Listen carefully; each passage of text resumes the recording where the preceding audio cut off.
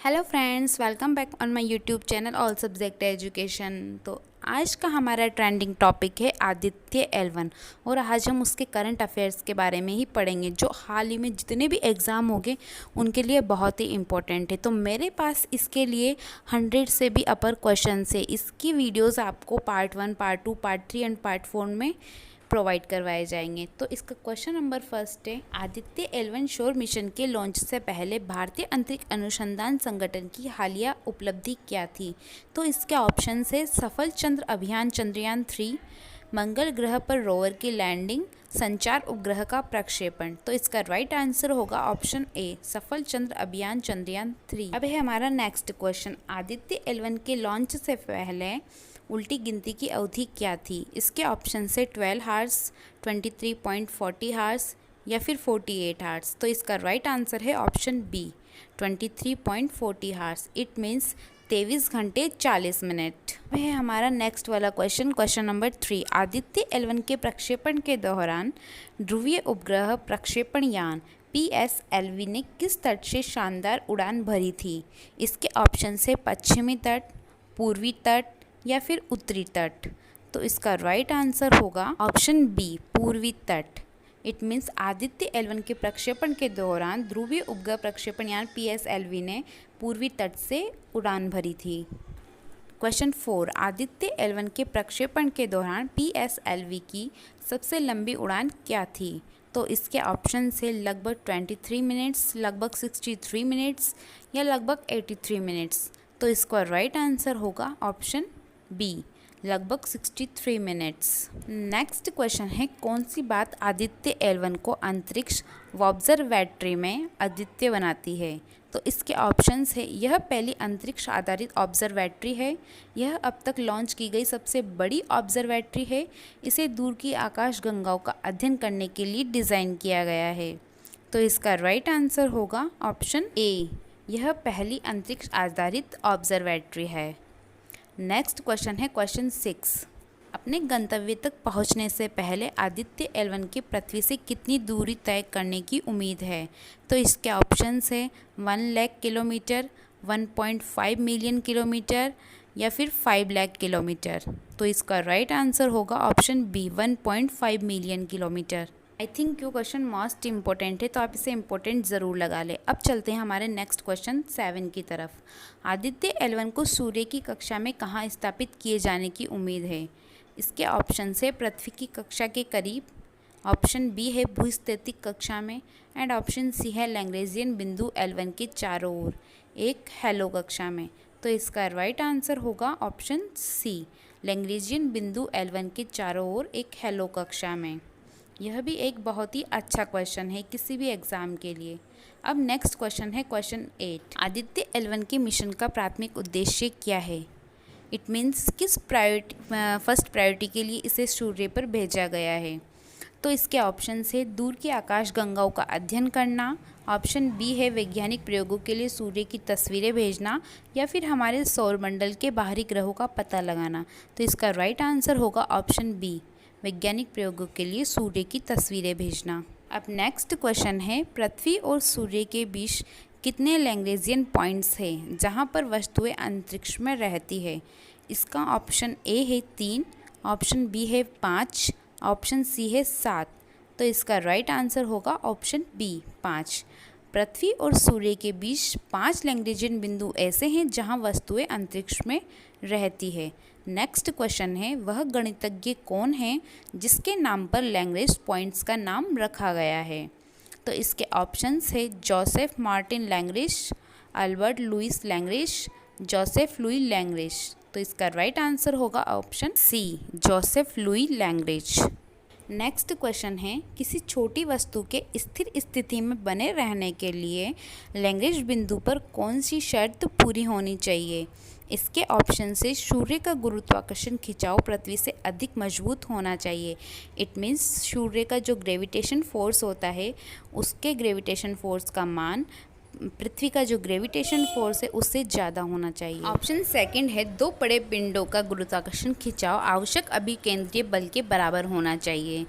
और third option है छोटी वस्तु का वेग उच्च होना चाहिए। तो इस क्वेश्चन का राइट आंसर होगा दो बड़े पिंडों का गुरुत्वाकर्षण खिंचाव आवश्यक अभिकेंद्रीय बल के बराबर होना चाहिए। अब है हमारा नेक्स्ट वाला क्वेश्चन, क्वेश्चन नंबर 12। लैग्रेंज बिंदु पर किन दो खगोलीय पिंडों का गुरुत्वाकर्षण बल संतुलित रहता है, इट मीन्स इक्वल रहता है। तो इसका फर्स्ट ऑप्शन है चंद्रमा और पृथ्वी, सेकंड ऑप्शन है पृथ्वी और मंगल ग्रह एंड थर्ड ऑप्शन है सूर्य और पृथ्वी। तो इसका राइट आंसर है ऑप्शन सी, सूर्य और पृथ्वी। लैग्रेंज बिंदु पर सूर्य और पृथ्वी का गुरुत्वाकर्षण बल संतुलित होना चाहिए। अब नेक्स्ट वाला क्वेश्चन है क्वेश्चन नंबर 13। किसी छोटी वस्तु के लिए लैग्रेंज पॉइंट पर स्थिर स्थिति बनाए रखना क्यों महत्वपूर्ण है? इसके ऑप्शंस है ब्लैक होल में खींचे जाने से बचने के लिए, वैज्ञानिक प्रयोग करते समय ईंधन का संरक्षण करने के लिए, या फिर दूरबीन से दूर की आकाश गंगाओं का निरीक्षण करने के लिए। तो इसका राइट आंसर होगा ऑप्शन बी, वैज्ञानिक प्रयोग करते समय ईंधन का संरक्षण करने के लिए। नेक्स्ट क्वेश्चन है उड़ान भरने के बाद आदित्य L1 अंतरिक्ष यान का प्रारंभिक गंतव्य क्या है?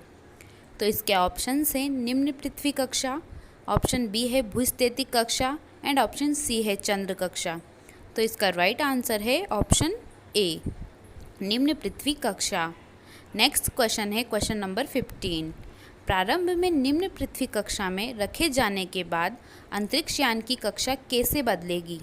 इसका फर्स्ट ऑप्शन है यह पूरे मिशन के दौरान एक ही कक्षा में रहेगा। इसका ऑप्शन बी है यह अधिक अंडाकार कक्षा में संक्रमण करेगा एंड ऑप्शन सी है यह पृथ्वी की उच्च कक्षा में चला जाएगा। तो इस क्वेश्चन का राइट आंसर होगा ऑप्शन सी, यह पृथ्वी की उच्च कक्षा में चला जाएगा। यह क्वेश्चन अगर आपके किसी एग्ज़ाम में जनरल साइंस से रिलेटेड भी क्वेश्चन पूछे जाते हैं तो उसके अकॉर्डिंग भी बहुत ही इंपॉर्टेंट क्वेश्चन है, तो आप इस क्वेश्चन को इम्पोर्टेंट ज़रूर लगा लें। अब नेक्स्ट क्वेश्चन है क्वेश्चन नंबर 16। आदित्य L1 अंतरिक्ष यान का प्रक्षेपण कहाँ किया गया था? यह भी एक बहुत ही अच्छा क्वेश्चन है। तो इसके ऑप्शन है Kennedy space centre, option second है सतीश धवन अंतरिक्ष केंद्र एंड ऑप्शन सी है बेकानूर कॉस्मोड्रोम। तो इसका राइट आंसर होगा ऑप्शन बी, सतीश धवन अंतरिक्ष केंद्र। अब हमारा नेक्स्ट क्वेश्चन है क्वेश्चन नंबर 17। आदित्य L1 अंतरिक्ष यान लैग्रेंज L1 बिंदु तक कैसे पहुंचेगा? इसके ऑप्शंस हैं यह अपने गंतव्य तक पहुंचने के लिए ग्रेविटेशन फोर्स पर निर्भर करेगा। इसका सेकंड ऑप्शन है इसे सीधे L1 बिंदु पर लॉन्च किया जाएगा एंड ऑप्शन सी है यह L1 बिंदु की ओर बढ़ने के लिए ऑन बोर्ड प्रणोदन का प्रयोग करेगा। तो इसका राइट आंसर है ऑप्शन सी, यह L1 बिंदु की ओर बढ़ने के लिए ऑन बोर्ड प्रणोदन का उपयोग करेगा। नेक्स्ट क्वेश्चन है लैग्रेंज L1 बिंदु के चारों ओर अंतिम कक्षा क्या है जिसमें अंतरिक्ष यान को अंतः स्थापित किया जाएगा? इसके ऑप्शन से भूस्थितिक कक्षा, सेकंड ऑप्शन है ध्रुवीय कक्षा एंड सी ऑप्शन है बड़े हेलो कक्षा। तो इसका राइट आंसर होगा ऑप्शन सी, बड़ी हेलो कक्षा। अब हमारा नेक्स्ट वाला क्वेश्चन है, इसके पहले प्लीज़ इतनी मेहनत के लिए एक सब्सक्राइब और लाइक तो ज़रूर बनता है, तो प्लीज़ चैनल को सब्सक्राइब और बेल आइकन को क्लिक ज़रूर कर दें। अब नेक्स्ट क्वेश्चन है क्वेश्चन नंबर 19। अंतरिक्ष यान के लिए पृथ्वी के ग्रेविटेशन प्रभाव क्षेत्र से बाहर निकलना क्यों आवश्यक है? इसका फर्स्ट ऑप्शन है अन्य उपग्रहों के साथ टकराव के जोखिम को कम करना, सेकंड ऑप्शन है मिशन के दौरान ईंधन बचाने के लिए एंड थर्ड ऑप्शन है यह सुनिश्चित करने के लिए कि यह सूर्य के निकट लैग्रेंज L1 बिंदु तक पहुंच सके। तो इसका राइट आंसर होगा ऑप्शन सी, यह सुनिश्चित करने के लिए कि यह सूर्य के निकट लैग्रेंज L1 बिंदु तक पहुंच सके। अब नेक्स्ट क्वेश्चन है क्वेश्चन नंबर 20।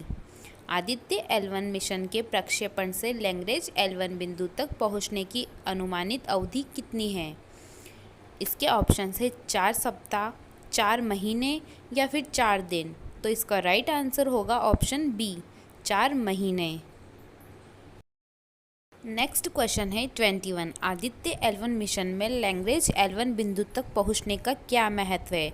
यह मिशन के अंत का प्रतीक है, यह वह बिंदु है जहां अंतरिक्ष यान अपने प्राथमिक वैज्ञानिक प्रयोग करता है एंड ऑप्शन लास्ट है यह वह बिंदु है जहां अंतरिक्ष यान अपनी वापसी यात्रा के लिए ईंधन भरता है। तो इसका राइट आंसर होगा ऑप्शन बी। यह वह बिंदु है जहां अंतरिक्षयान अपने प्राथमिक वैज्ञानिक प्रयोग करता है। नेक्स्ट क्वेश्चन है, आदित्य L1 मिशन में लैग्रेंज L1 बिंदु किस खगोलीय पिंड से जुड़ा हुआ है? तो इसके ऑप्शंस है चंद्रमा, पृथ्वी या फिर सूर्य। तो इसका राइट आंसर होगा ऑप्शन सी, सूर्य। आदित्य L1 मिशन में लैग्रेंज L1 बिंदु सूर्य से जुड़ा हुआ है। नेक्स्ट क्वेश्चन है, ऊर्जावान कणों और चुंबकीय क्षेत्रों के अलावा सूर्य विभिन्न तरंगदैर्घ्य में किस प्रकार का उत्सर्जन उत्पन्न करता है? केवल दृश्यमान प्रकाश, लगभग सभी तरंगदैर्घ्य में विकिरण या विशेष रूप से रेडियो तरंगे? तो इसका राइट आंसर होगा ऑप्शन बी, लगभग सभी तरंगदैर्घ्य में विकिरण। तो ये थे हमारे आदित्य L1 मिशन से जुड़े हुए कुछ इम्पोर्टेंट क्वेश्चन जो आपके हर एग्ज़ाम के लिए जो करंट में होने वाले हैं सभी के लिए मोस्टली बहुत ही इम्पोर्टेंट है। यह हमारे आदित्य L1 मिशन के क्वेश्चंस का पार्ट फर्स्ट था। Part second and part third बहुत ही जल्दी आएगा। Then please subscribe my channel and press the bell icon ताकि आने वाली सभी वीडियो की नोटिफिकेशन आपको मिलती रहे।